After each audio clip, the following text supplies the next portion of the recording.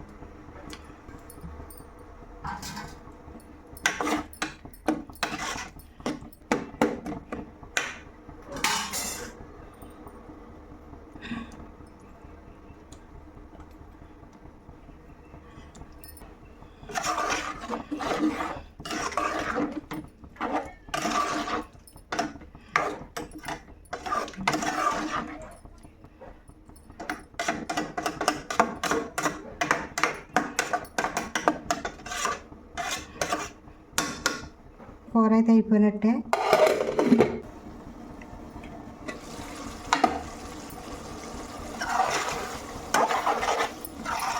ఇదిగోండి మనకు కూర అయితే ఎగిరిపోయింది. చక్కగా దగ్గరికి వచ్చేసి నూనె అయితే పైకి తేలిపోయింది. ఇంకా మనం స్టవ్ కట్టేసుకుంటే కూర అయితే ఉడికిపోయినట్టే అండి. ఇంకా నేనైతే స్టవ్ కట్టేసుకుంటున్నాను. కూర అయితే ఉడికిపోయినట్టే.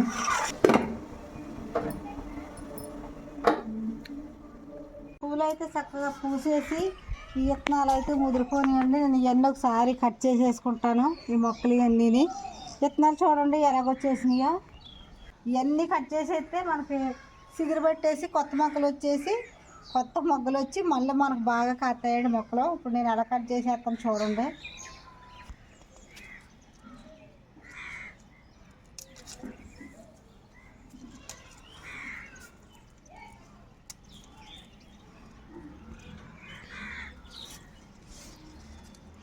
మనం ఇలా కట్ చేసేసామనుకో చక్కగా కొత్తవి వస్తాయి. అప్పుడు చూడు ఎంత బాగా పూసాయి. ఇప్పుడు పూతం మానేసి మొగ్గలు ఎక్కువైపోయి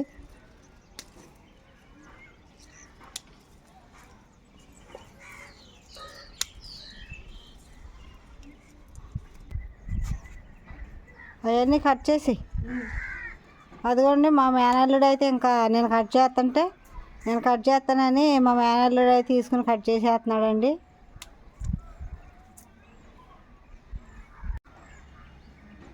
మా డాబా పై నుంచి చూడండి మా పల్లెటూరులో ఇళ్ళ కాడ చూడండి ఎంతంత చెట్లు ఉన్నాయో. అదిగా కనిపించే ఇల్లు మా బంధువులదేనండి. అక్కడికి పప్పరపనసకాయ చెట్టు, బత్తాకాయ చెట్టు, నారింజకాయ చెట్టు, జామ చెట్టు, మామిడి చెట్టు కూడా ఉందండి. ఇగోండి పొలాలు అయితే దగ్గరగానే ఉంటాయండి. మేము మా చిన్నాన్నోళ్ళ పొలం వెళ్తాం కదండి, ఈ సైడేనండి. కట్ చేసేసుకున్నాం కదా. అవును అప్ప. ఇంకా మనకి ఈ సిగిళ్ళు పెట్టాక కొత్త గుత్తులు వస్తాయిగా, అప్పుడైతే పూలు ఎక్కువగా పోతాయి. ఇంకప్పుడు ఏం పువ్వు తగ్గిపోయి ఇప్పుడప్పుడే పువ్వు కదా అప్ప, తగ్గిపోతాయి. ఎన్ని వచ్చాయండి, బోళ్ళు అన్నీ వచ్చాయి, తగ్గిపోయినాయండి. ఇంకా అవన్నీ కట్ చేసేసుకున్నానండి. ఇప్పుడు చక్కగా మొక్కలు సెట్ చేసుకుంటే మనకు మళ్ళీ పూత మొదలెడతాయండి. పూలు అయితే ఇగోండి ఇవే పూసినాయండి.